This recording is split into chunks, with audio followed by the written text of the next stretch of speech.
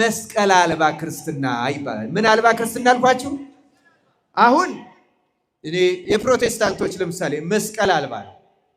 መስቀል አልባ ማለት ጌታ ያስደስታል፣ ያዘንጣል፣ ሀብት ንብረት ይሰጣል፣ እንደዚህ ያደርጋል ነው። እንዲህ አይነት ክርስትና በታሪክም በመጽሐፍ ቅዱስም መቼም ኖር አያውቅም። ያ መስቀል አልባ። አሁን የኛ ኦርቶዶክሱ ራሱ እንደዛ መስቀል አልባ ክርስትና የለም፣ ኖሮም አያውቅም። የኔ ድንግል መሆን ለእግዚአብሔር ምን ያደርግለታል?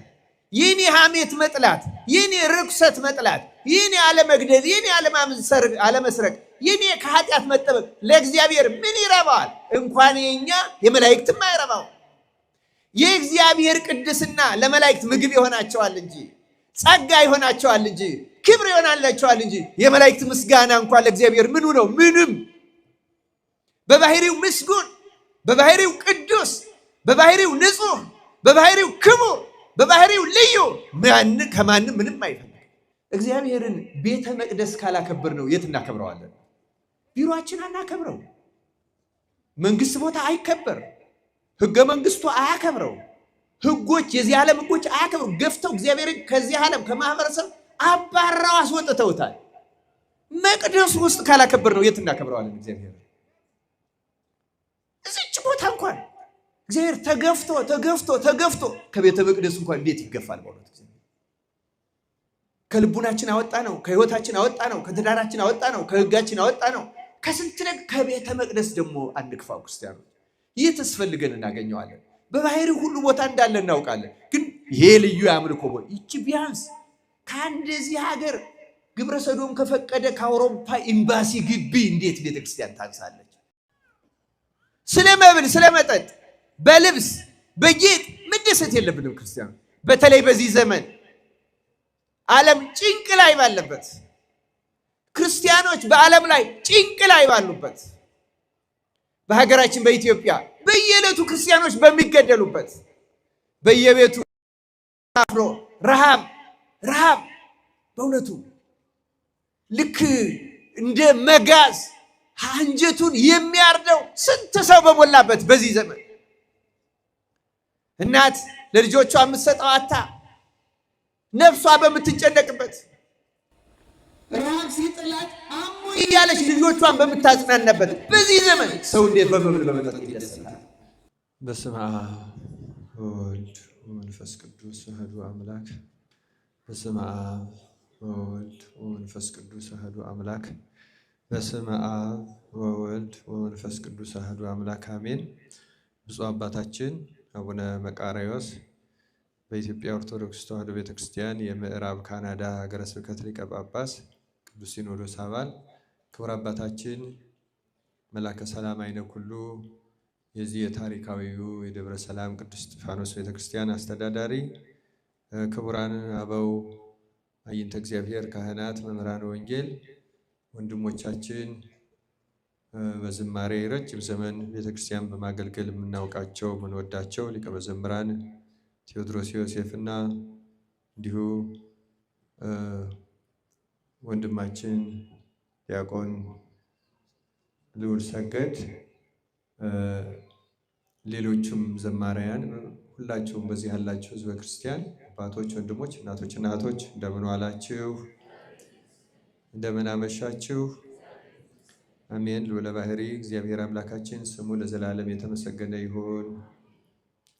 እንደ እግዚአብሔር መልካም ፈቃድ የጌታ ደስታ በሚል ርዕስ እንማማራለን።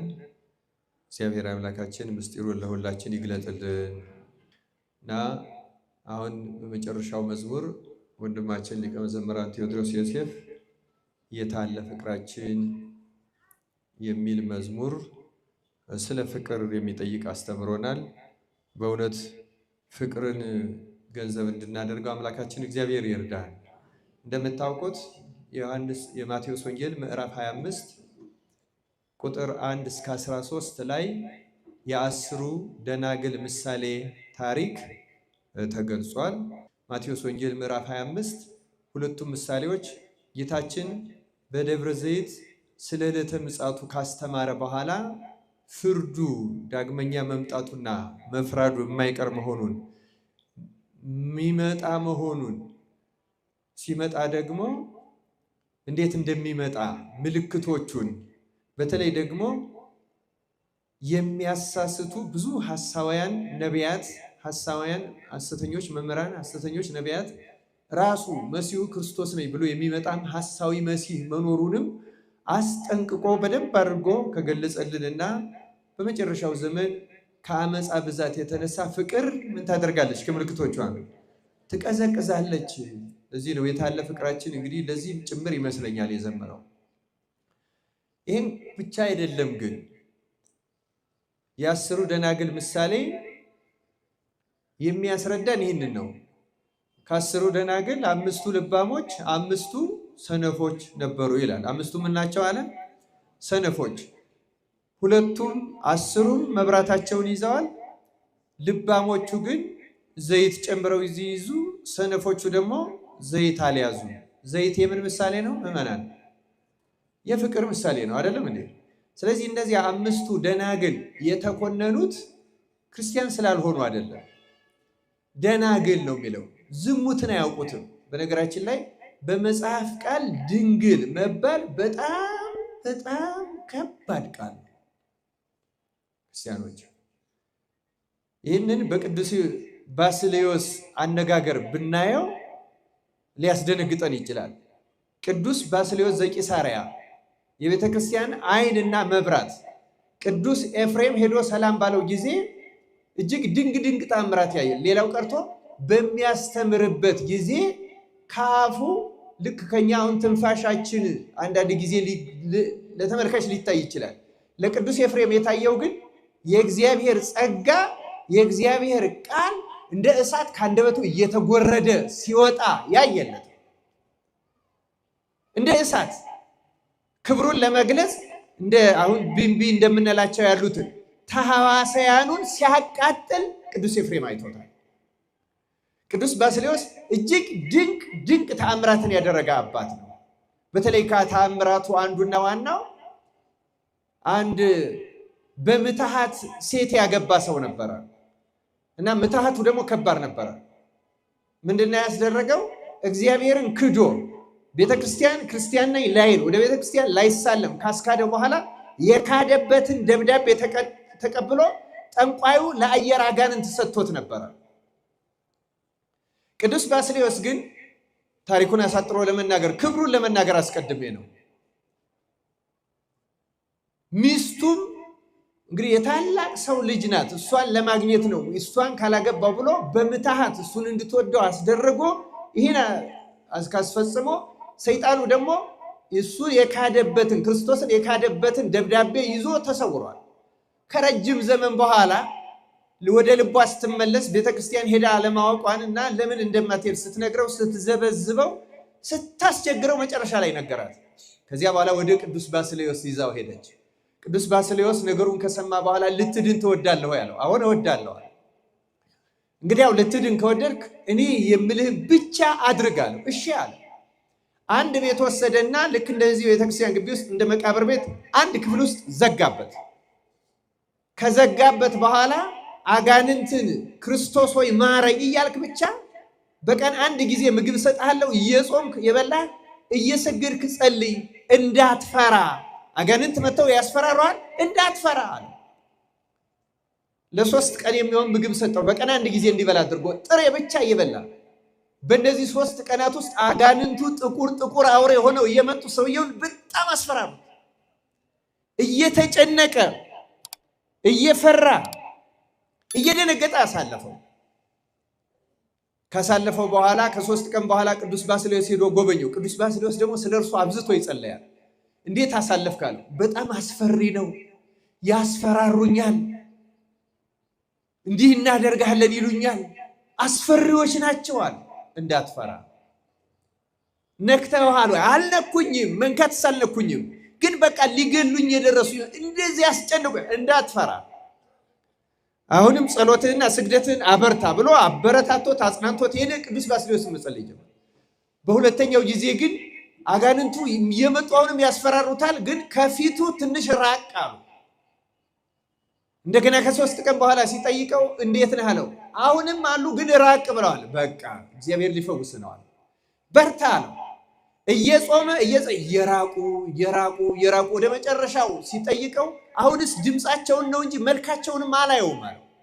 ልክ 40ኛው ቀን ላይ ቅዱስ ባስልዮስ ሕዝቡን እንደዚህ ጠርቶ ምህላ አስያዘና አሁን ድምፃቸውንም መልካቸውንም አላይም አለ። በጣም ጥሩ እየተፈወስክ ነው፣ ግን ያችን ወረቀት መቀበል አለበት። ልክ 40ኛው ቀን ላይ ሕዝቡን ጠርቶ እንደዚህ ሰብስቦ 400 ጊዜ እግዚኦ መሐረነስ እየሰገዱ ሲሉ ሰይጣን ያችን ወረቀት አምጥቶ ጉባኤው መካከል ያ ሰው የካደባትን ወረቀት ጥሎ ጠፋ ይላል። ከዚያ ለሱ ስርየት ሰጥቶ ጸልዮ ቀድሶ አቁርቦ እንደዚህ ሰይጣን ተዋርሶት የኖረው ሰው እንዲህ አድርጎ የወሰዳትን ደብዳቤ አስመስሎ ያዳነው ቅዱስ ባስልዮስ ሌሎች ድንቅ ተአምራት አድርጓል። ይሄ ቅዱስ ባስልዮስ ስለ ድንግልና ምን እንዳለ ንገራችሁ። እንዲህ አለ ቅዱስ ባስልዮስ፣ እኔ ከሴት ጋር ተኝቼ አላውቅም፣ ድንግል ግን አይደለሁም። አይገርማችሁም? ይሄ ጻድቅ እንዲህ ያስገበረው ጻድቅ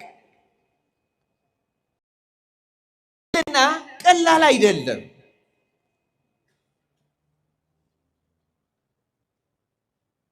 አንድ ብልት መጠበቅ ብቻ አይደለም፣ እጅግ ከዚህ ያለፈ ነው። ቅዱስ ዮሐንስ 4ን ሲተረጉም ስለ ርብቃ እንዲህ ብሎ ተጽፏል። ልጃገረዲቱም ወይም ርብቃም ወንድ የማታውቅ ድንግልም ነበረች ይላል። ወንድ የማታውቅና ድንግል ለምን ሁለቱን ተጠቀመ ይላል። ወንድ የማታውቅ የሥጋዋን ንጽሕና፣ ድንግል ማለት ሕሊናዋ ያልባከነ፣ ይሄ ባሌ ቢሆን ያላለች ከዚህ ጋር ብተኛ ብላ ያልተመኘች ስለነበረች መጽሐፍ ወንድ የማታውቅ ድንግልም ያለው ደጋግሞ መናገር አይደለም። ሩካቤ አለመፈጸምና ድንግል መሆን ሁለቱ የተለያዩ ስለሆኑ ነው ይላል። ክርስቲያኖች አስተውሉ። ድንግልና ሰውነትን ከማጎስቆል ይበልጣል። ይልቁንም ሕሊናን ማስተካከል ይሻል። ለምሳሌ ንስሐ ዘማዊውን ድንግል ታደርጋለች እንላለን። እንዴት አድርጋ ነው ድንግል የምታደርገው ካል የሥጋ ድንግልና ይመለስለታል ማለት አይደለም። ግን እውነተኛ ንስሐ ገብቶ እውነተኛ እንባ አንብቶ ጸጋው ከተመለሰለት ያ ንስሐ የገባ ሰው አንድ ሕፃን ልጅ ሩካቤ ሥጋ ምን እንደሆነ አይምሮ እንደማያውቀው ከንስሐው የተነሳ ምን እንዳደረገ ድርጊት ኃጢአቱን ይረሳዋል ሳይሆን ሩካቤ ምን እንደሆነ እስካለማወቅ ድረስ ሕሊናው ንጹሕ ይሆንለታል ማለት ነው። ክርስቲያኖች እንደዚህ አይነት ንስሐ እግዚአብሔር በቸርነቱ ለሁላችን ያደለ።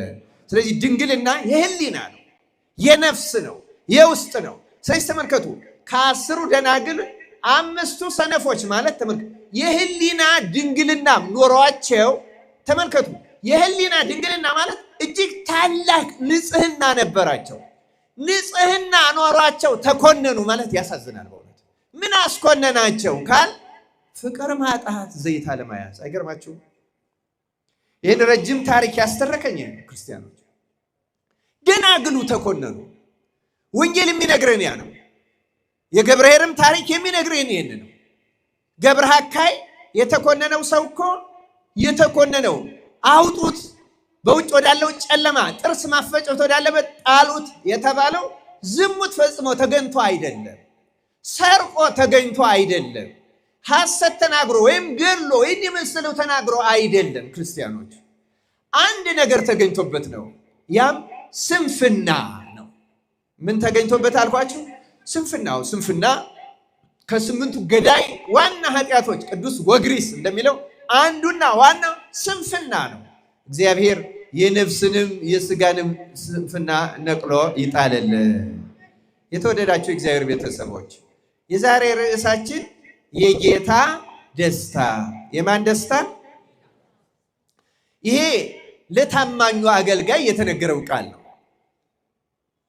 5 እና 2 መክሊት የተቀበሉት ባለ 5ቱም 5 አትርፎ ባለ 2ቱም 2 አትርፎ ለጌታቸው ባስረከቡ ጊዜ ጌታ እንዲህ የሚል ቃል ተናገረ። መልካም አንተ በጎ ታማኝ ባሪያ። ስሙ ራሱ ይሄ ነው። መልካም ታማኝ በጎ በእነዚህ ቃላት የምንጠራበት ወይም ለመጠራት የሚያበቃ ምግባር አምላካችን በቸርነቱ ያደለ። መልካም፣ በጎ፣ ታማኝ እነዚህ ራሱ ሽልማት ናቸው። በአፈ እግዚእነ ኢየሱስ ክርስቶስ ታማኝ መባል። ቀጥሎ እንዲህ አለው፣ በጥቂቱ ታምነሃል፣ በብዙ ምን አደርግሃለሁ? ሾመሃለሁ። 5 መክሊት የተባሉ 5 ሕዋሳት ሰጠው። ዓይንን ለማየት፣ ጆሮን ለመስማት፣ አፍን ምላስን ለመቅመስ፣ አፍንጫን ለማሽተት፣ እጅን ለመዳሰስ። በእነዚህ በ5ቱ አንተ ኃጢአት አልሰበሰብክባቸው፣ ጽድቅ ሰበሰብክባቸው። ስለዚህ በውጭ ብልቶችህ ስለታመንክ የውስጡን ብልት 5 እከፍትልሃለሁ፣ አትርፈሃልና በዚህ በብዙ ሾመሃለሁ። ተመልከቱ፣ በአይነ ሥጋ ከማየት በአይነ ነፍስ ወደ ማየት፣ መላእክትን ወደ ማየት፣ የተሰወሩ ቅዱሳንን ወደ ማየት፣ ጽድቅንና ኃጢአትን በሰዎች ላይ ወደ መለየት፣ ረቂቅ ነገር ወደ መለየት፣ በብዙ በረቂቅና በሰማያዊ ሀብት ላይ ሾመሃለሁ። ጆሮህን ተራ ነገር ከመስማት ሐሜት፣ ስድብ፣ ስልቂያ፣ ከንቱ ነገር ከንቱ ይትናገሩ አሐዱ ምስለ ካልቡ እንደተባለው በዳዊት አንዱ ከአንዱ የሚያወሩ የስልቂያ የዋዛ የፈዛ ይህን ከመስማት ጠብቀህ ወንጌልን ለመስማት ስለዋልከው፣ እውነትን ለመስማት ስለዋልከው፣ አሁን ደግሞ በብዙ ሾማለሁ፣ የመላእክትን ምስጋና ወደ መስማት አደርሳለሁ።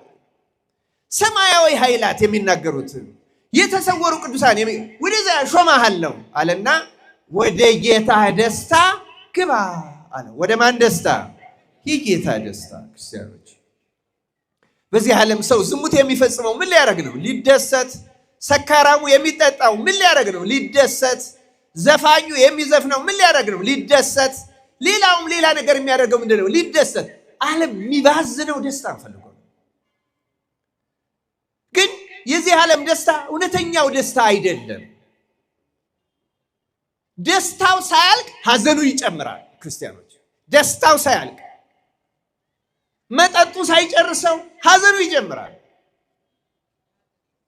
የዚህን ዓለም ድሪያውን ኃጢአቱን ሳይጨርሰው ሐዘኑ ጸጸቱ አለ እኮ። እግዚአብሔር የተከለው መሳሪያ እዚህ ሕሊናም ይባላል አለ።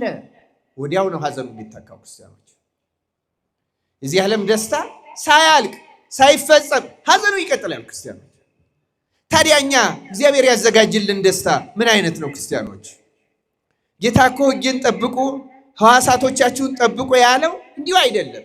እጅግ ብዙ ነገር ሊሰጠን ነው፣ ሊጠቅመን ነው። እግዚአብሔርማ ምን ይጠቅመዋል? የኔ ድንግል መሆን ለእግዚአብሔር ምን ያደርግለታል? የኔ ሐሜት መጥላት፣ የኔ ርኩሰት መጥላት፣ የኔ አለመግደል፣ የኔ አለመስረቅ፣ የኔ ከኃጢአት መጠበቅ ለእግዚአብሔር ምን ይረባዋል? እንኳን የኛ የመላእክትም አይረባው። የእግዚአብሔር ቅድስና ለመላእክት ምግብ ይሆናቸዋል እንጂ ጸጋ ይሆናቸዋል እንጂ ክብር ይሆናላቸዋል እንጂ የመላእክት ምስጋና እንኳን ለእግዚአብሔር ምኑ ነው? ምንም። በባህሪው ምስጉን፣ በባህሪው ቅዱስ፣ በባህሪው ንጹሕ፣ በባህሪው ክቡር፣ በባህሪው ልዩ ከማንም ምንም አይፈልግም። የሚፈልገው ግን የእኛን መክበር፣ የእኛን መንጻት፣ የእኛን መቀደስ፣ የእኛን ምስጢር መጥገብ። ክርስቲያኖች፣ መድኃኔ ዓለም ትእዛዙን የሰጠን ወንጌሉን ያጻፈልን በዚህ ምድር ተመላልሶ ያስተማረው እንዲሁ ዝም ብሎ አይደለም። ክርስቲያኖች አለ ልዩ ደስታ ለእውነተኛ አማኞች የሚሰጥ በምድር ላይ ልዩ ደስታ አለ። ያ ደስታ የማን ደስታ ይባላል? የጌታ ደስታ። ተመልከት፣ ጌታ ያለው ወደ ደስታ አስገባሃለሁ አይደለም ያለው፣ ወደ ጌታ ደስታ ለይቶ። ወደ ማን ደስታ? ያ የጌታ ደስታ ምንድን ነው? ክርስቲያን፣ ከዚያ በፊት እስኪ ሌሎቹን ደስታዎች በመጽሐፍ እናያቸው። አንዳንድ ጊዜ በምድር ላይ ያለነው ሰዎች በእውነቱ በብዙ ምክንያቶች ልንደሰት እንችላለን። እንዲያውም መልካም በሚመስል ነገር ሁሉ ማለት ነው። ለምሳሌ እዚህ የማርቆስ ወንጌል ምዕራፍ 4 ቁጥር 16 ላይ ታስታውሳላችሁ። ማቴዎስ 13ም ላይ አለ፣ ሉቃስም ላይ አለ። የዘሪው ምሳሌ፣ ዘሪው ሊዘራ ወጣ። ሲዘራም አንዳንዱ በመንገድ ዳር ወደቀ፣ አንዳንዱ በጭንጫ ላይ ወደቀ፣ አንዳንዱ በእሾህ ላይ ወደቀ፣ አንዳንዱ በለም መሬት ላይ አፈራ። ያም 30፣ 60፣ 100 አፈራ ይላል። በመንገድ ላይ የወደቀው ወፎች መጥተው ለቀሙት። በጭንጫ ላይ የወደቀውስ ምን ሆነ ይላል? ለጊዜው ምን ሆነ? በቀለ ይላል አይደለም እንዴ? በቀለ ግን ፀሐይ በወጣ ጊዜ ጠወለገ፣ ስርም ስላልነበረው ደረቀ ይላል። እና ስለዚህ ሲናገር የሚናገረው ቃል አለ። በእውነቱ ተመልከቱ። እንዲሁም ይላል ጌታ ሲተረጉምላቸው ለሐዋርያቱ በጭንጫ ላይ የተዘሩት እነዚህ ናቸው፣ ቃሉን ሰምተው ወዲያው በደስታ ይቀበሉታል። በምን ይቀበሉታል?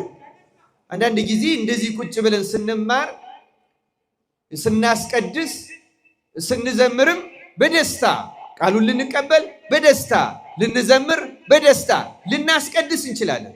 አቤት የዛሬ ዝማሬ እንዴት ደስ ይላል ልንል እንችላለን። ግን ያ ደስታ ጌታ የሚወደው ደስታ አይደለም። የሚገርማችሁ ይኸው በቃለ እግዚአብሔር እንኳን መደሰት ማለት ነው።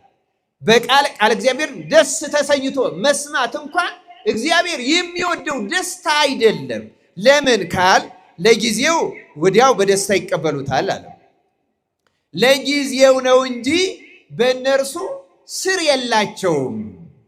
ኋላም በቃሉ ምክንያት መከራ ወይም ስደት በሆነ ጊዜ ወዲያው ይሰነካከላሉ። ከመሰነካከል እግዚአብሔር በቸርነቱ ይጠብቃል። ስሜታውያን፣ ይሄ ደስታ የስሜት ደስታ ይባላል። በስሜት እንደሰታለን፣ በስሜት ቤተ ክርስቲያን እንላለን፣ በስሜት ንግሱ እንላለን።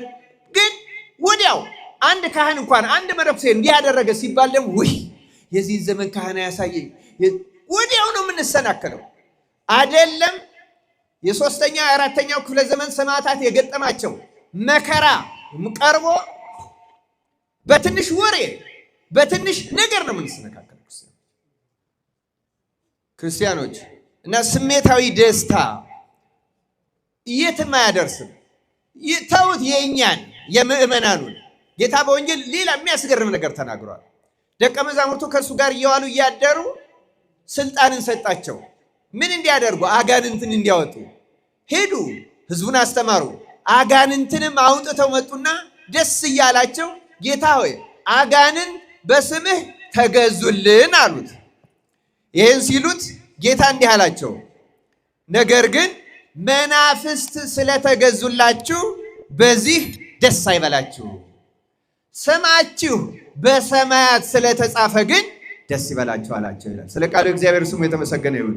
ይህን ሉቃስ 10:20 አጋንንት እንኳን እስከ ማውጣት ተአምራት እስከ ማድረግ ብንደርስና በዚያ ብንደሰት ያን ደስታ እግዚአብሔር አይቀበለው። አለመቀበል ብቻ አይደለም ጠቃሚም አይደለም። ይሁዳም አጋንንትን ካወጡት መካከል ነበረ፣ ግን አልጸናም። እነዚህ በሙሉ ጊዜያዊ ደስታ። አጋንንትን ማውጣት የሚሰጠው ደስታ እንኳን በእግዚአብሔር ፊት ድንቅ ነገር አይደለም። ክርስቲያኑ ታውቃላችሁ፣ ወደፊት ሐሳዊ መሲህ እኮ ራሱ ሲመጣ እጅግ ድንቅ ነገር ያደርጋል። አንድ ክርስቲያን እውነተኛ አማኝ በተአምራት አይደሰትም። ተአምራትን የማየት አይን ካለው በራሱ ሰውነት በየዕለቱ እግዚአብሔር ተአምራት ያደርጋል። በየዕለቱ ክርስቲያኖች እስኪ ልንገራችሁ፣ ከስጋውና ከደሙ መለወጥ በላይ ተአምራት አለ? ስጋውና ደሙ ህብስትና ወይን አቅርበን በየዕለቱ ይለወጣል። በየዕለቱ ተአምራት አለ ቤተክርስቲያን ውስጥ በእያንዳንዷ ዕለት ቆጥረን ልጨርሰው አንችልም ክርስቲያኖች። ስለዚህ በተአምራት ልንደሰት አይገባል። የሚያስደስተው እሱ እንዳለው ስማችሁ በየት ስለተጻፈ ተደሰቱ አለ፣ በሰማያት። ክርስቲያኖች ለሁላችን እግዚአብሔር በቸርነቱ ማስተዋልን ያደለን። አንዳንድ ጊዜ ደግሞ አንዳንድ ሰዎች በሀብታቸው፣ በህንፃቸው፣ በንብረታቸው፣ በመኪናቸውም ሊሆን ይችላል፣ በኑሯቸው ተመስገን ያለኝ ብለው ሊደሰቱ ይችላል። አንዳንድ ጊዜ እንዲያውም ሰፋ ያለ ሐሳብ ሁሉ ይህ አሁን ሀብቴ በዝቷል ይላል። እዚህ የሉቃስ ወንጌል ምዕራፍ 12 ላይ አንድ ባለጸጋ እንዲህ አለ ይላል፣ እንዲህ አደርጋለሁ፣ ጎተራዬን አፍርሼ ሌላ የሚበልጥ እሰራለሁ፣ በዚያም ፍሬንና በረከቴም ሁሉ አከማቻለሁ። ነፍሴንም አንቺ ነፍሴ ለብዙ ዘመን የሚቀር ብዙ በረከት አለሽ፣ እረፊ፣ ብይ፣ ጠጭ፣ ደስ ይበልሽ ይላታለሁ አለ ይላል። አንዳንዱ ሰው በመብል ደስ መሰኘት ይፈልጋል፣ ያማረጠ እየበላ የሚጾም እንኳን ሆኖ ከጾም ጥንቅቅ አድርጎ ከፍስክ የተሻለ ምግብ በመብላት የሚደሰት የሚረካ ሰው አለ።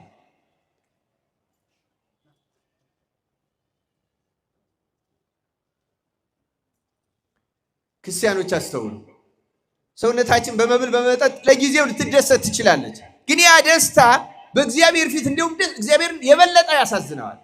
እንዲህ ይላል ቃሉ ካነበብኩላችሁ በኋላ ቁጥር 20 ላይ እግዚአብሔር ግን አለ ይላል በመብል በመጠጥ የሚደሰተው አንተ ሰነፍ በዚህች ሌሊት ነፍስህን ከአንተ ሊወስዷት ይፈልጓታል፣ ይህስ የሰበሰብከው ለማን ይሆናል አለው ይላል። ስለ ቃሉ የእግዚአብሔር ስሙ የተመሰገነ ይሁን። ስለሰበሰብነው መደሰት የለብንም፣ ስላጠራቀም ነው ክርስቲያኖች።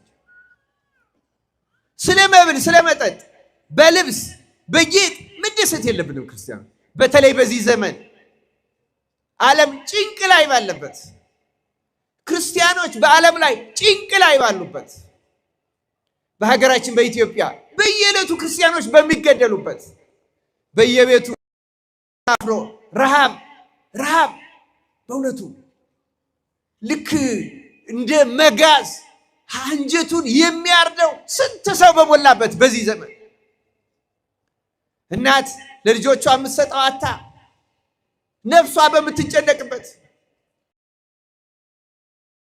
እያለች ልጆቿን በምታጽናናበት በዚህ ዘመን ሰው እንዴት በመብል በመጠጥ ይደሰታል? አንተ ሰነፍ ይለዋል በመብል በመጠጥ የሚደሰተው። ይህ ደስታ ጊዜያዊ ነው፣ ከእግዚአብሔር ዘንድ ሰነፍ ፍርድ የሚያሰጥ ጊዜያዊ ደስታ ነው ይላል በመጽሐፋችን። ነዌም ተቀማጥሎ ነበረ፣ ተደስቶም ነበረ። ከደስታው ብዛት የተነሳ በሰፈሩ ያለ አንድ ምስኪን ሲያየው ለዓይኑ እንደ ቆሻሻ ሁሉ ነገር እያስደስተው ያ ምስኪን ስላየ ብቻ ያዝናል። ዛሬ አሁን ድሆችን ማየት የሚያስጠላቸው አለን።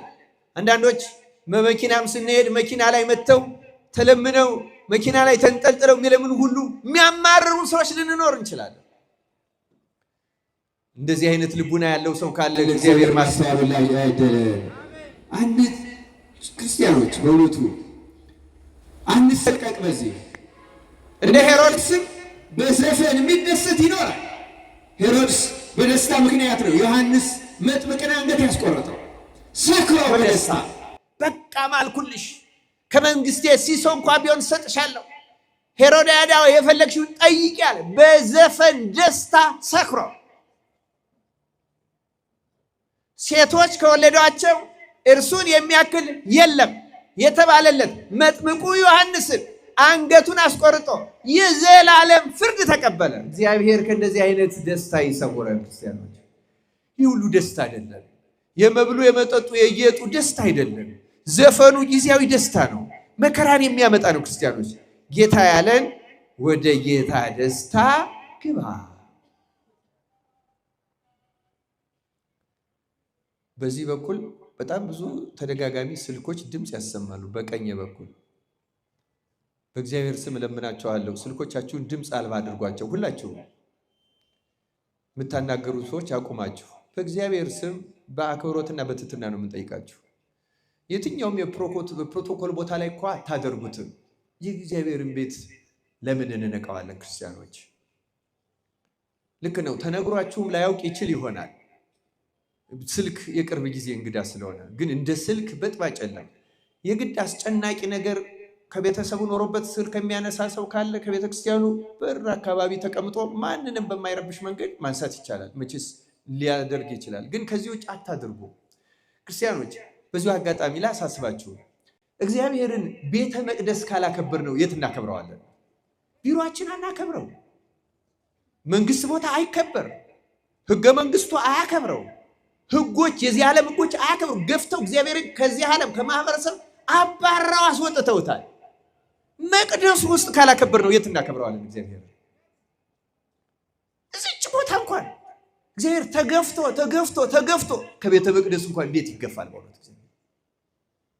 ከልቡናችን አወጣ ነው፣ ከህይወታችን አወጣ ነው፣ ከትዳራችን አወጣ ነው፣ ከህጋችን አወጣ ነው። ከስንት ነገር ከቤተ መቅደስ ደግሞ አንክፋው ክርስቲያኖች። ይህ ተስፈልገን እናገኘዋለን።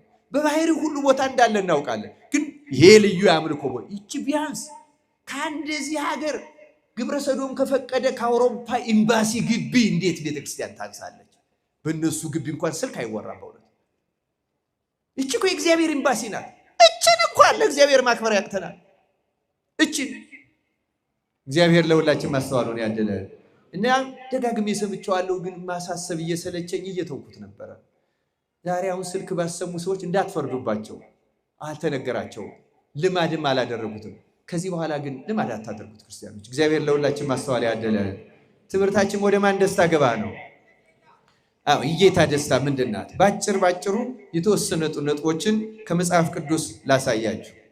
ክርስቲያኖች መጀመሪያ ሁላችንም ልናውቀው እና ልንገባበት የሚያስፈልገው ማንኛውም ክርስቲያን ሊገባበት የሚችል ለሁሉም የተሰጠ አንድ ልዩ የጌታ ደስታ አለ።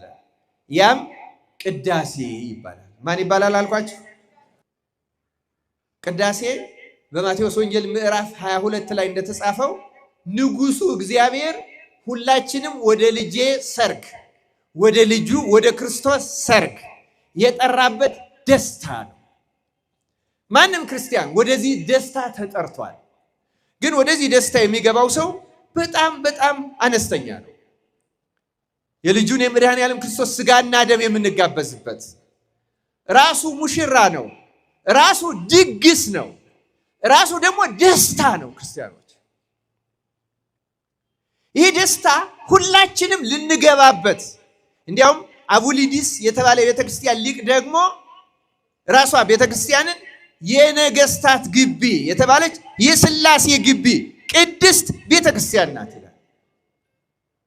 እና እዚህች ውስጥ በአካል መገኘት ብቻ ግን ወደ ደስታው ያስገባል። ክርስቲያኖች ሌላ ተጨማሪ ነገር አለው። አሁንም ባለፈው እሁድ እዚህ ቤተክርስቲያን መጥቼ አስቀድሻለሁ። በዚያ ለነበሩትም አሰምቻቸው ነበረ። ከቅዳሴው መግቢያ ላይ ካሉ ቃላት በእውነቱ ይህን የተመለከተውን ማንበብ እፈልጋለሁ። እየሰማችሁ ነው ክርስቲያኖች? ቅዳሴ ከመገባቱ በፊት ቀዳሹ ካህን ጸሎተ ንስሐ ከመድገሙ በፊት ምዕመናን እንዲሰሙት አድርጎ ማንበብ ያለበት ቅድም ያነሳሁት የታላቁ አባት ቅዱስ ባስልዮስ የሰራው ስርዓት አለ። መጽሐፈ ቅዳሴያችን ላይ አለ። እንዲህ ይላል፣ ላንብብላችሁ ምን እንደሚል። አንድ አምላክ በሆነ በአብ በወልድ በመንፈስ ቅዱስ ስም ለቄስና ለዲያቆን ለሕዝቡም ሁሉ የሚገባ በየጊዜውም ሁሉ ሊሰሩት የሚገባ የቅዳሴ ስርዓት ይህ ነው። እንደ አባቶቻችን ስርዓት ቄስም ቢሆን ዲያቆንም ቢሆን በቅዳሴ ጊዜ መጀመሪያ ይህን ቃል በግድ ያንብብ። ከቅዱስ ምስጢር የሚቀበሉትም ሁሉ በማስተዋል ይህን ይስሙ። እንዲህ ይላል። አድምጡ። አሁን ትእዛዙ ምን እንደሚል። ወንድሜ ሆይ፣ ለቅዳሴ የመጣነውን ሰዎች ነው።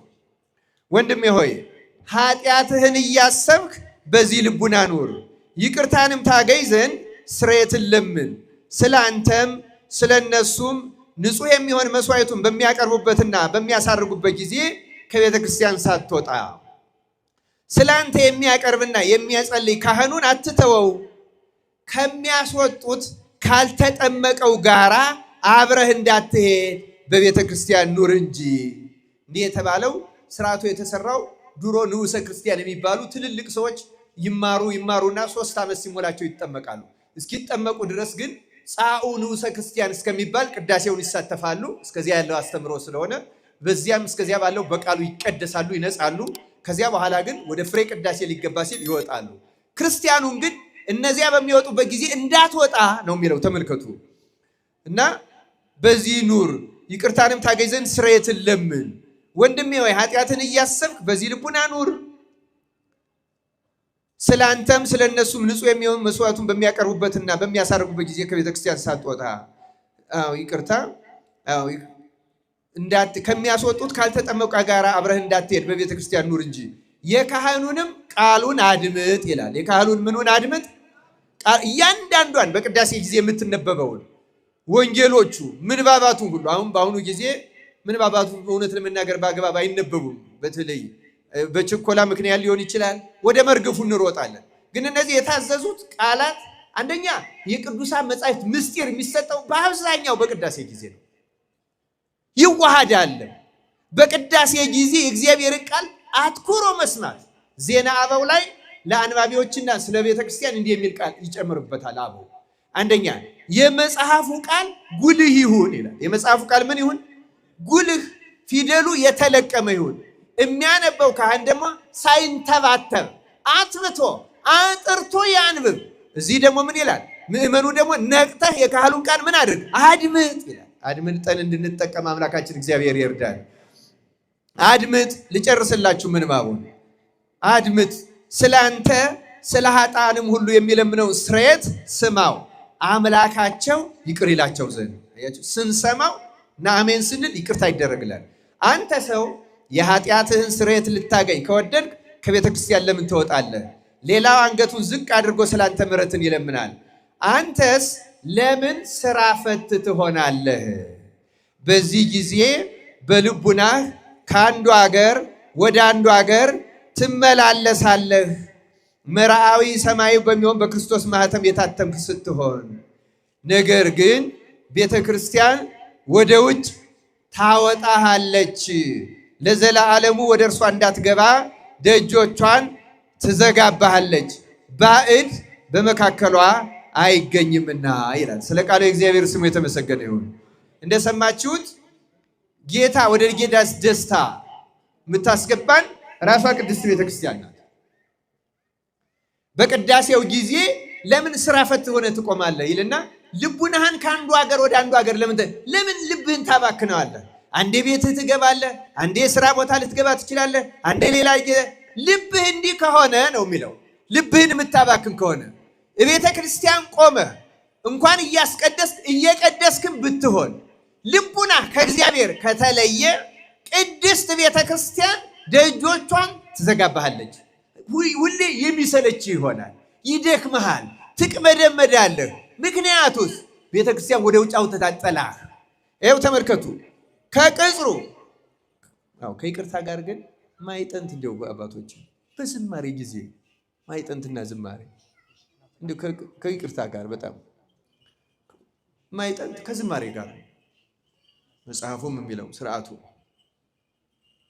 ክርስቲያኖች አድምጡ፣ አስተውሉ። እግዚአብሔር ማስተዋላችን አይንጠቀን በእውነቱ እና አስተውሉ። ቤተ ክርስቲያን ደጇን ትዘጋለች እና ከጌታ ደስታ ውጭ እንቀራለን። አስተውሎ የሚቀድሰውን ግን መንፈስ ቅዱስ ያስገባዋል። ወደ ምን ያስገባል? ወደ ጌታ ደስታ ያስገባዋል። ምስጢሩን ይሰማል፣ ስርየትን ይለምናል፣ ያገኛል።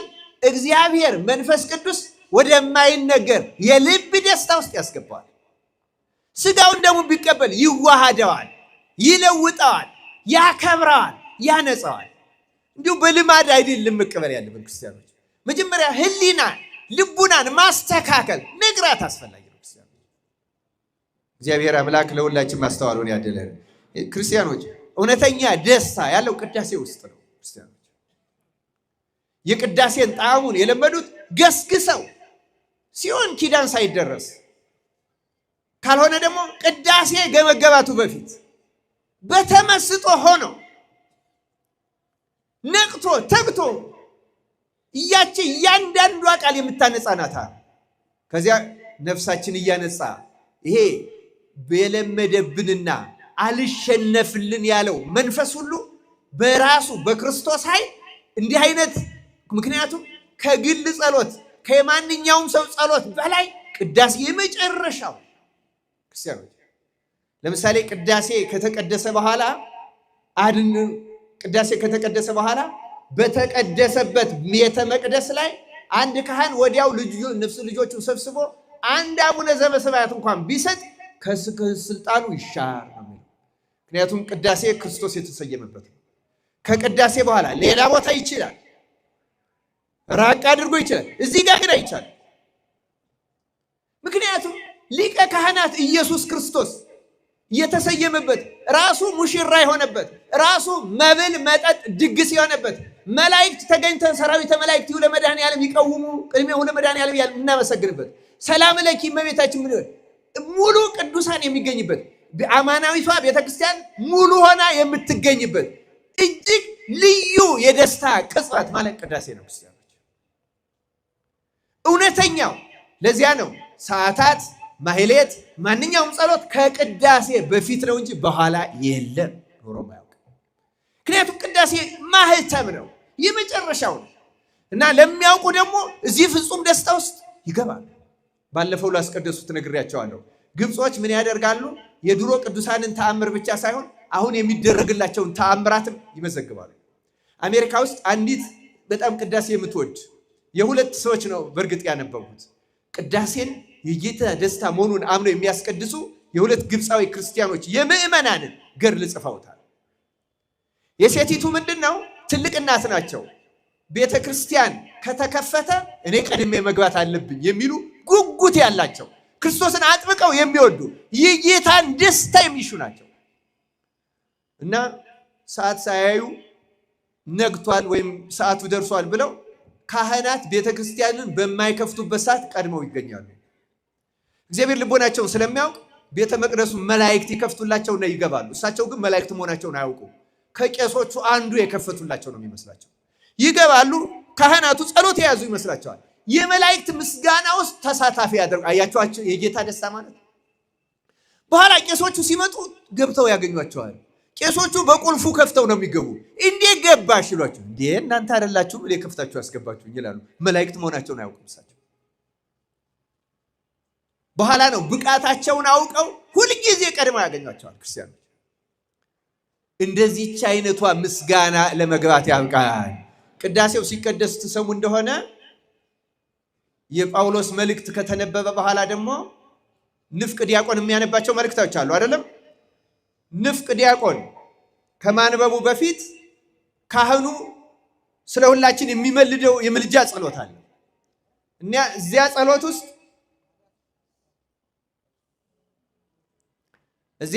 ውስጥ እንዲህ የሚል ቃል አለ። ወደ ልዩ የምስጋና አዳራሽ እንድንገባ አደለን። ወደ ምን እንድንገባ አደለን? ወደ ልዩ የምስጋና። ያቺ የምስጋና አዳራሽ ሥላሴ ወይም መንፈስ ቅዱስ ብቻ የሚከፍቷት ለበቃ ለታደለ ሰው እዚሁ ቤተ መቅደስ ቆሞ የሚገባባት ናት። ክርስቲያኖች ወደዚያች እንድንገባ ያደለን ያቺ ናት የጌታ ደስታ ክርስቲያኖች። ሁለተኛው ደግሞ ግብፃዊ እንዲሁ ቅዳሴን በጣም የሚወድ ስጋውን ደሙን የሚቀበል ንቃት ትጋት ያለው እና በጣም ትጋቱን አየና ሰይጣን ሊፈትነው ፈለገ። እግዚአብሔርን ፈቀደለት። አመጣና የአከርካሪ የጀርባ የአከርካሪ አጥንት ካንሰር ሰጠውና ሽባ ሆኖ በዊልቸር የሚሄድ ሆነ ይላል። በኋላ ያለቅሳል። ከሁሉ የሚያስለቅሰው ቆሞ ማስቀደስ ሳልችል ቀረው ብሎ እንዴት በዊልቸር ተቀምጬ አስቀድሳለሁ እያለ ያለቅሳል። ከዚያ በኋላ በዊልቸር መውሰድ ቤተሰቦቹ ሲሰለቹ አንድ ቀን ግን ቁርባኑ ናፈቀኝ፣ ቅዳሴው ናፈቀኝ፣ እባካችሁ ውሰዱኝ አለና ገስግሰው አመጡት። ልክ የቤተ መቅደሱን የመጀመሪያው በር ሲደርስ እንባውን እያዘራ ጌታ ሆይ በቤተ መቅደስህ ሽባ ሆኜ ቆሜ ማስቀደስ አቃተኝ እያለ ስቅ እያለ ሲገባ ቅዳሴ ሊቀድስ የተዘጋጀው ካህን የልቅሶውን ድምፅ ሰምቶ ዘወር ብሎ ሲያይ ያ የሚያውቀው ሄደና ምን ገጠመ ምን ሆነ ነው። ይኸው እንደ በኃጢአቴ ምክንያት ክርስቲያኖች እንደዚያ ነው የሚለው። በኃጢአቴ ምክንያት እንዲህ ያለ ደዌ የገጠመኝ ቆሜ እኔ ካንሰር ነው መሞት አያሳዝነኝም፣ እስከምሞት ቆሜ ማስቀደስ አለመቻሌ ግን ያሳዝነኛል። እኛ እኮ ቆመን ማስቀደስ የሚያቅተን ማታ የበላነው ምግብ ከብዶን ነው አይደል?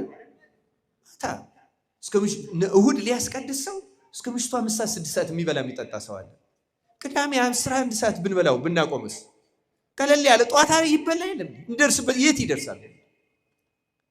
ልክ እንዲህ ያለ እና ከዚያ በኋላ እንዲህ ሆኛ ካህኑ አዘነና እንዳንተ ያለ ሰው እዚህ መምጣት የማይጠበቅበትም ቀኖናው ያዛል። ለበሽተኞች ቤታቸው ድረስ ሄደን እናቀርባለን። እቤት ሂድ ቅዳሴው ሳል እኔ መጥቻ አቆርባለሁ አለ። የካህን ትእዛዝ ሳይወላውሉ ስለሚያከብሩ ወጥቶ አሳፍረው ወስደው ቤቱ ደርሶ ከውልቸሩ አውርደው አልጋው ላይ ገደም ሲያረጉት እንቅልፍ ሸለብ አረገው። እመቤታችን መጣች። ቅድም እያለቀስክ በሩን ስትስም ልጄን ስመሃል አለች እመቤታችን። በሩን አይደለም የሳምከው ልጄን ነው፣ እኔ የህይወት በር ነኝ አለው። ልጄን ነው የሳምከው። ልጄ እንባህን አይቶ ቅዳሴ መውደድህን አይቶ ይቅር ብሎሃል፣ ከደዌው ፈውሷል አለችው። ነቅቶ ብድን ብሎ ከመልእክቱ ድምፅ የተነሳ ነቅቶ ብድግ ሲል ድኖ አገኘው። ከዚያ በኋላ ስበሉ ክርስቲያኖች፣ ወዲያው ቅዳሴው ሳያልቅ ለመድረስ ተነስቶ ቤተ ክርስቲያን እየገሰገሰ ሲሄድ ቅዳሴው አልቆ ቄሱ እሱን ሊያቆርብ ስጋውና ደሙን ለሱ በሚሆን ይዞ ከበር ላይ ሲወጣ ይሄ እያለቀሰ የገባባት በር ላይ ተገናኙ ይላል ታሪካቸው። አስገብቶ አቆረበው፣ ድኖ ቀረ። ቅዳሴ ሌላ ጠንቋይ የመሰለ ምትሃተኛ ሰው አትፈልጉ። ክርስቶስ እያለ ክርስቲያኖች ያጣን እኮ እምነት ነው። ያጣን እኮ ቃሉን መስማትና መታዘዝ ነው። ክርስቲያኖች ቅዳሴ ያድናል። ክርስቲያን ቅዳሴ ይፈውሳል። ቅዳሴ አማናዊው ደስታ ነው። ቅዳሴ ልዩ ነው። ክርስቲያኖች ውደዱት። ቅዳሴ ገስግሱ። ማታ በጊዜ ተኙ። በቴሌቪዥን አእምሯችሁን አነውልላችሁ አትተኙ። ቴሌቪዥኑን ዝጉትና ትንሽ መጽሐፍ ቅዱስ አንብቡ። ነፍሳችሁን አረጋጓት። አትሌቶች እንኳን ሩጠው ልክ ሲጨርሱ ቁጭ ይላሉ እንዴ? ምን ያደርጋሉ? ሰውነታቸውን ያበርዳሉ? አይበርዱም? ትንሽ እኮ አየር ይወሰዳል። እዚህ ቀን ስትባክኑ ከኋላችሁ አየር ውሰዱ እስኪ፣ ትንሽ መጽሐፍ ቅዱስ። ከዚያ ከተረጋጋችሁ በኋላ ጸሎት፣ ከጸሎት በኋላ መኝታ። ምግብ ሳታበዙ ጠዋት እሸት መስላችሁ ትነሳላችሁ። ካልሆነ ምግብ አድክሟችሁ ጨጓራችሁን አስጨንቃችሁት በእውነቱ የዛለ የፈዘዘ ሰውነት ይዛችሁ እያዛጋችሁ መቼ ያልቃል እያላችሁ እየተማረራችሁ የቅዳሴ ደስታ ሳይገባችሁ በዚህ ልቡናችሁ ደግሞ እንደገና ሐሳብ ስትወጡ ስትወርዱ ቤተክርስቲያን ደጇቿን ጥርቅም ታደርግ። መድኃኔዓለም ደጆን አይዝጋብ። የዚህ አይዘጋም። ስርዓቱንም ጥሰን እየገባን ነው። አሁን መንፈስ ቅዱስ ግን ይዘጋል። ክርስቲያኖች አማናዊ የጌታ ደስታ የተባለው ለአንድ ክርስቲያን ይሄ ነው። ክርስቲያኖች ወደዚህን ደስታ እንድንገባ አምላካችን እግዚአብሔር በቸርነቱ ያደለን። ሰዓቱ ገፋ ብሏል። ተወሰኑ ነጥቦችን ግን ትንሽ ማከል አለብኝ።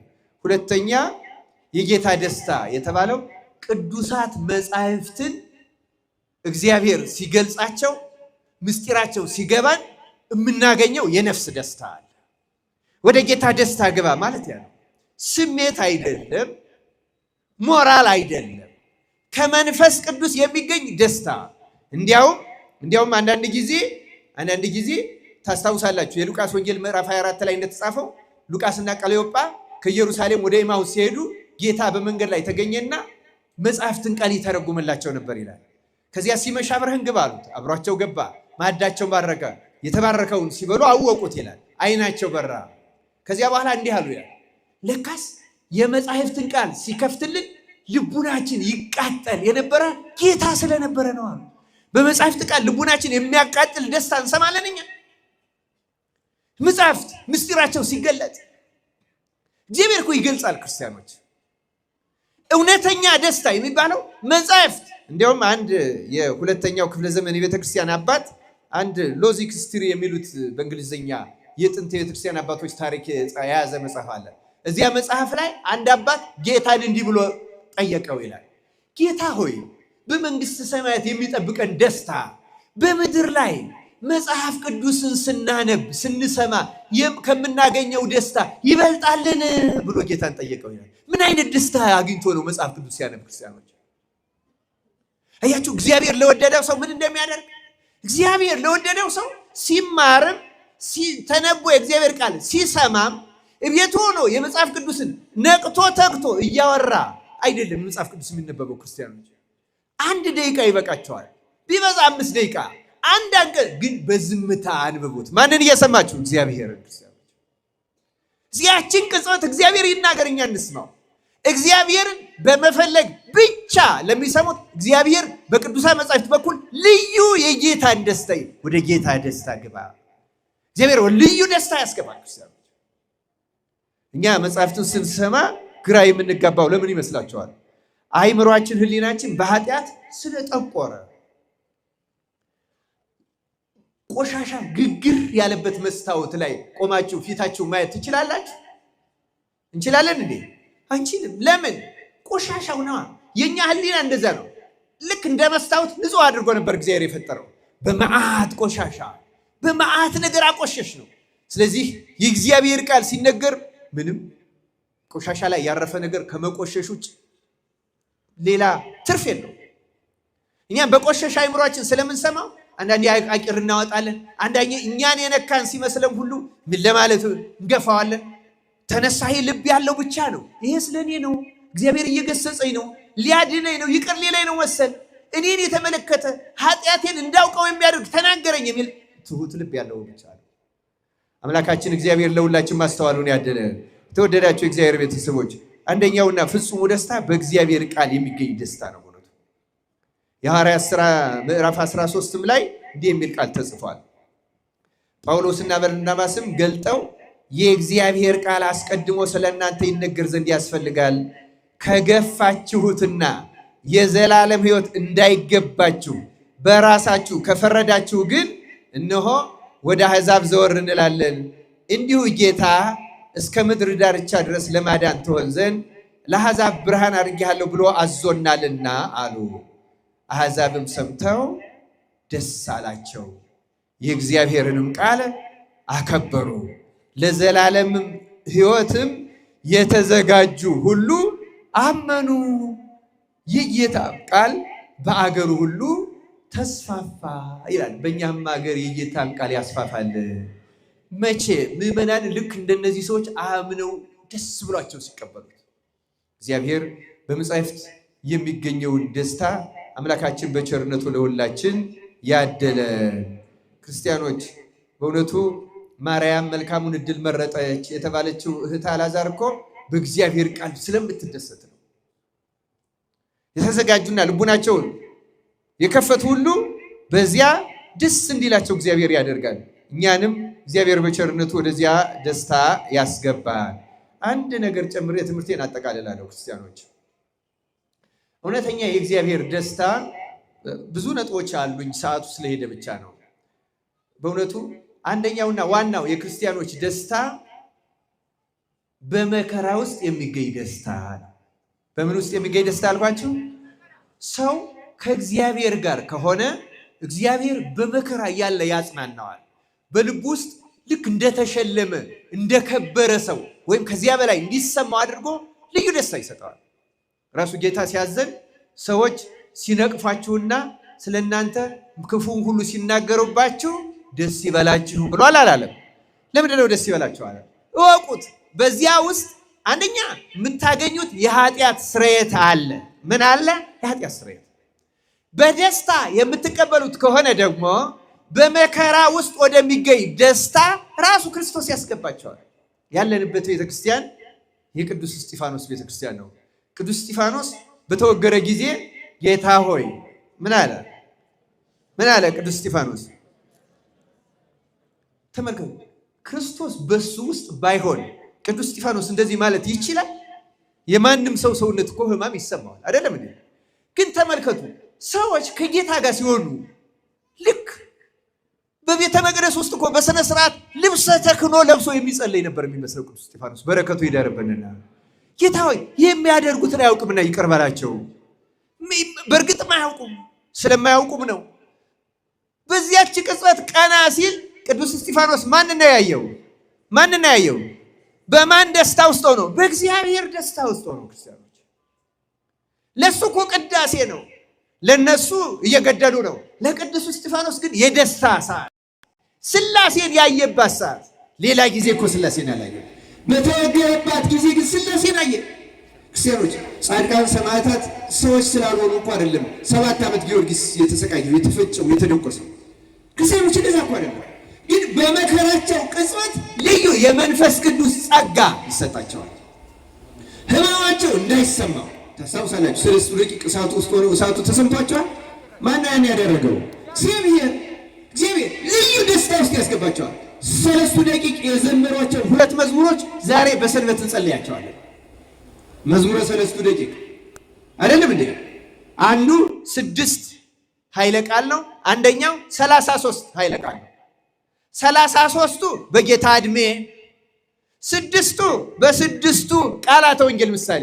ለምን የሥጋዌ ልዩ መቅደስ ውስጥ አስገባቸው። ልዩ ደስታ፣ ልዩ ምስጢር ገለጸላቸው። የጨርቃቸው ሰናፊል እንኳን ሳይነካ መከራ ውስጥ ልዩ ደስታ አለ። የአሁን የእኛ ዘመን ክርስቲያኖች ግን የዚህ ተቃራኒ ሆነናል። ክርስትናን እንዲያውም የመከራ ማስወገጃ እግዚአብሔር እንዳያመጣብን፣ እንዳያገናኝን፣ እንዳይገጥመን ነው የምንፈልገው። የድሮዎቹ ወደው መቀበል ነው። አሁን ደግሞ እንዳይመጣ እና እንዲህ አይነት ክርስትና መስቀል አልባ ክርስትና ይባላል። ምን አልባ ክርስትና አልኳችሁ? አሁን እኔ የፕሮቴስታንቶች ለምሳሌ መስቀል አልባ ነው። መስቀል አልባ ማለት ጌታ ያስደስታል፣ ያዘንጣል፣ ሀብት ንብረት ይሰጣል፣ እንደዚህ ያደርጋል ነው። እንዲህ አይነት ክርስትና በታሪክም በመጽሐፍ ቅዱስም መቼም ኖር አያውቅም። ያ መስቀል አልባ። አሁን የኛ ኦርቶዶክሱ ራሱ እንደዛ መስቀል አልባ ክርስትና የለም፣ ኖረውም አያውቅም። ክርስቲያኖች ክርስትና መስቀል ነው፣ አርማውም መስቀል ነው። ክርስቲያኖች አሁን እኛ ኢትዮጵያውያን በጣም ሀገራችን ከመውደዳችን የተነሳ መውደድ እንኳን ላይሆን ይችላል፣ ባንዲራ በጣም በረጅሙ መስቀል ለምደናል። አሁን ታውቃላችሁ አይደለም? ነው አይደለም? ሀገር መውደድ በዚህ የሚገለጽ አይደለም፣ በመስዋዕትነት ነው የሚገለጸው። ማንኛውም ፍቅር መጨረሻው ምንድን ነው? መስዋዕትነት። እና አንዳንዴ እንትን ሊሆን ይችላል። የቤተክርስቲያን ዋና አርማዋ ግን ምንድን ነው? ባንዲራ አይደለም። ምንድን ነው አርማዋ? መስቀል። አንዳንድ ቦታ ስለማያውቁ ነው መሰል ከጉልላቱ ወጥተው የሚሰቅሉ አሉ። እግዚአብሔር ይቅር ይበላቸው። ጉልላቱ የማን ምሳሌ ነው? የክርስቶስ ምሳሌ ነው። የክርስቶስ ምሳሌ ነው። ባንዲራ በክብር አንድ ቦታ መሰቀል አለበት፣ አንድ ቦታ ላይ። ይሄ ትክክለኛ ነገር ነው፣ መከበርም አለበት። ለሀገር እኛ ሀገራችን ባንዲራ ብቻ አይደለም፣ በሄድንበት ሀገር ለሄድንበት ሀገር ባንዲራ ክብር መስጠት አለበት። ይሄ የጤናማ ሰው ስነ ምግባር ነው።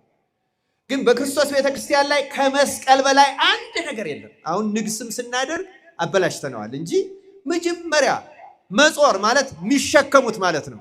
አሁን መጾር መስቀል የምንደገፈው ነው። ጾረ ተሸከመ ነው። መጾር የሚሸከሙት ነው። ከፍ አድርጎ ነው መስቀል ይዞ የሚኬደው። መጀመሪያ መስቀል፣ ከዚያ ስዕል፣ ከዚያ ታቦት፣ ከዚያ ካህናት፣ ከዚያ ምዕመናን። አሁን ሰንበት ተማሪ ነው የሚመራው፣ መስቀል አይመራም። በእውነቱ በስርዓት እኮ ብናደርገው መስቀል መጀመሪያ። ክርስቲያኖች ለሁላችን እግዚአብሔር ማስተዋሉን ያደለን። ስርዓት አለው። በዚያ መንገድ መጓዝ። አባቶችም ሲሆኑ ሊቃነ ጳጳሳት ይቀድማሉ፣ ከዚያ እንደየደረጃው ዘል ዑደት ማለት በነገራችን ላይ ዑደት ማለት ልክ ኢያሪኮን ዙረው እንዳፈረሷት በጸሎት እና በጸጥታ ነበር። አሁን በወሬ በማጉረምረም በምሳቅ በስላቅ ልማድ ስለሆነ ነው እንጂ አሁን አለም አይባልም። እውነት ለመናገር ልማዱ አልቀረም፣ ግን ክብር የለው። በእውነቱ እግዚአብሔር መፍትሄውን ያቅርበልን። ዋናው ነገር መስቀል ነው። መስቀል ኃይላችን የምንለው እኮ መከራውን ነው። ክርስቲያኖች የክርስቲያኖች የኃይል ምንጭ መከራ። መስቀል መጽኛችን ነው። መስቀል መታመኛችን ነው። መስቀል መክበሪያችን ነው። በዚያ ውስጥ እጅግ ልዩ የክርስቶስ ደስታ አለ። ወደ ሰማይም መግቢያ መሰላል ነው።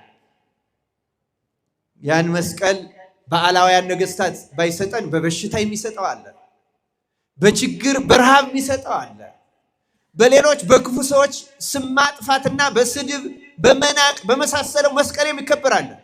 ጌታ ሆይ በስምህ ለመሰደብ ስላበቃኝ ክብር ምስጋና ይግባህ፣ እኔ ከሰው ሁሉ ያነስኩ ታናሽ ነኝ ቢለው ታላቁን ደስታ ከክርስቶስ ያገኘዋል። በመከራ ውስጥ ደስታ ይገኛል። ክርስቲያኖች ወደዚያ እንድንገባ አምላካችን እግዚአብሔር ይርዳን። አንዷን ብቻ ተናግሬ ትምህርቴን እጨርሳለሁ። በእውነቱ ሌሎች ጻድቃን በተጋድሎ የሚገቡበት ደስታ አለ፣ ከዚሁ ጋር የተገናኘ ነው። ክርስቲያኖች ግን አንዷን ማንሳት እፈልጋለሁ። የእግዚአብሔር መንግስት ደስታ። ጸሎትም ስንጸልይ አባታችን ሆይ በሰማያት የምኖር ስምህ ይቀደስ እንልና ምንህ ትምጣ እንላለን? መንግስት። የእግዚአብሔር መንግስት በምድር ትመጣለች። የእግዚአብሔር መንግስት የምትባለው አንድ ክርስቲያን ሕግን በመጠበቅ የክርስቶስ መንግስት መንግስተ ሰማያት ነው በመካከላችሁ ናት ያለ ለሚፈልጋት ሰው በምድር ላይ ነው የምትሰጠው። መንግስተ ሰማያት የምትጀምረው ከምድር ነው። ያቺ ምንድን ናት? በምንም ነገር ያለመረበሽ፣ በማንኛውም የህይወት ሁኔታ ውስጥ ሰላማዊ የመሆን ከመኝታው ከእንቅልፉ ጀምሮ እጅግ ልዩ ሰላምና ደስታ ለአንድ ክርስቲያን በምድር ላይ ትሰጠዋለች። ክርስቲያን ከሆነ ህጉን ካከበረ እውነተኛ ንስሐ ከገባ መንግስተ ሰማያት በምድር ላይ ለእያንዳንዱ ሰው ትሰጠዋለች። ጻድቃን መንግስተ ሰማያትን የሚቀምሷት በምድር ላይ ነው። ያቺ የጌታ ደስታ ናት። እውነተኛው ሰው ወደዚህ ደስታ ምንድን ናት ያቺ ደስታ? ክርስቲያኖች ለምሳሌ አሁን በመኝታችን ጊዜ እንቃዣለን የለንም ብዙዎቻችን አይደለም እንዴ? እንዳንዱ ሰው እንደውም ሌላ ካልከለከለው ራሱ ወደ እግሩ አቅጣጫ ዙሮ ሁሉ ሊገኝ ይችላል። ያስጮህን ምናምን ሊሄን ይችላል። ቀሌን አይደለም እነግራችሁ። አሁን ክርስትና በተግባር ብንኖረው ይሄ ሁሉ እንደሚጠፋ ታውቃላችሁ። መኝታችን ራሱ ክርስቶስ ሰላም ያደርገው። ከምግብ የሚመጣ መቃዠት አለ። አብዛኛው ግን ከኃጢአትና ከክርስቶስ መለየት። እኛ ቤተ መቅደስም ቆመን ረፍት የለንም ታውቃላችሁ። አሁን ዛሬ ስለሱ አላስተማርኩም እንጂ የገብረ ሐካይ ኃጢአቱ ስንፍና ነው። ስንፍና ሁለት መልክ አለው። አንደኛው ዳተኛ፣ ደመበራድ፣ ኋላ ልተኛ፣ ልረፍ፣ ነገ አደርገዋለሁ የሚያሰኝ እና ለጸሎትም በጣም ሰነፍ የሚያደርግ ነው። ሁለተኛው ደግሞ ረፍት የለሽ ነው የሚያደርገው፣ መንቀዥቀዥ። ቢሮ ቁጭ ብሎ ሰላም ያጣል። ቤት ብሄድ ይሻለኛል ይሄዳል። ቤትም ሰላም ያጣል፣ ይወጣል። ጓደኛ ያላገኘው ይላል፣ ያወራል፣ ይለፈልፋል። ይሄ ስንፍና ይባላል። መንፈሱ የቀትር ጋኔን ነው። ምን ይባላል አልኳችሁ? የቀትር ጋኔን። በእግዚአብሔር መታመኛ ያደረገን መዝሙር 91 ላይ እንደተጻፈው ከቀትር ጋኔን አትፈራም ይላል። የስንፍና መንፈሱ የቀትር ጋኔን ነው እና የቀትር ጋኔን ረፍት ነው የሚነሳው። ቅዥቅዥ ነው የሚያደርገን። ማውራት ነው፣ መለፍለፍ ነው፣ መሳቅ ነው። በቃ በትንሽ ነገር ደግሞ ብው ንዴታችን። እንደዚህ አይነት ሰው የቀትር ጋኔን ነው ይሄ ሁሉ የሚያደርገው። እግዚአብሔር ከዚህ ነፃ ያወጣል። ታዲያ ወደ ጌታ ደስታ ገባ ማለት ከዚህ ሁሉ ነፃ ያወጣና በምድር ላይ የተረጋጋ ሰላማዊ እጅግ አስደናቂ ህይወት። እኔ ክርስቲያኖች ለሁላችንም ይህን እመኘዋለሁ። እግዚአብሔር ወደዚህች ደስታ ያስገባል። እውነተኛ ንስሐ እንግባ። የእግዚአብሔርን ቃል ለእግዚአብሔርን በመፈለግ እንስማው። ማንም በመፈለግ አልኳቸው። እግዚአብሔርን በመፈለግ ክርስቲያኖች፣ እግዚአብሔር የሚሰጠንን በመፈለግ አይደለም። እግዚአብሔር ጤና እንዲሰጠን ልንለምነው እንችላለን፣ ችግር አይደለም። ሀብት እንዲሰጠን ልንለምነው ችግር አይደለም። ዕውቀት እንዲሰጠን ልንለምነው እንችላለን፣ ችግር አይደለም። ግን እግዚአብሔርን የምንፈልገው እንዲሰጠን የምንፈልገውን እንዲሰጠን ከሆነ እግዚአብሔርን የምንፈልገው እንደ አንድ ጠንቋይ ነው ማለት። ጠንቋይን የምንፈልገው አንድ ነገር እንድናገኝ ብቻ ነው። ከዚያ በኋላ ከጠንቋዩ ጋር ዝምድና የለም አይደለም። እግዚአብሔርን እንደ ጠንቋይ አንፈልገው። እግዚአብሔርን የምንፈልገው ለሚሰጠን ነገር ሳይሆን ራሱን። ምክንያቱም ራሱ እግዚአብሔር ምግብ፣ ራሱ እግዚአብሔር ሕይወት፣ ራሱ እግዚአብሔር ልብስ፣ ራሱ እግዚአብሔር ደስታ፣ እግዚአብሔር ራሱ የሕይወት ምንጭ፣ የሚጠብቀን፣ የፈጠረን፣ የሚመግበን፣ የሚያኖር ሁለንተናችን ራሱን እግዚአብሔርን እንፈልገው። እግዚአብሔርን ከያዝነው እኮ የእግዚአብሔር የሆነ ሁሉ የማን ይሆናል? የኛ ይሆናል። የሚሰጠን ትንሽ ነገር ነው። እሱም ያለን አስቀድማችሁ ጽድቁንና መንግስቱን ሹ፣ ሌላ ሁሉ ምን ይሆናል? አልሰጥም አላለም እኮ ጌታ። ይጨመራል። ዳረው አታ እንዴት ያን ታስባላችሁ? እንዲያውም ስለ መብልና ስለ ልብስ ለምን ትጨነቃላችሁ? እንዴት ትጨነቅ? ምን ብትጠረጥሩኝ ነው እኮ። አሁን እግዚአብሔር በዚህ ይጠረጠራል? ይታማል? እግዚአብሔርን አምነነው በዚህ ምድር እውነተኛውን ሰላም ለማግኘትና በሱ ደስታ ለመኖር ያብቃን። ይቆየን። ወስብሐት ለእግዚአብሔር።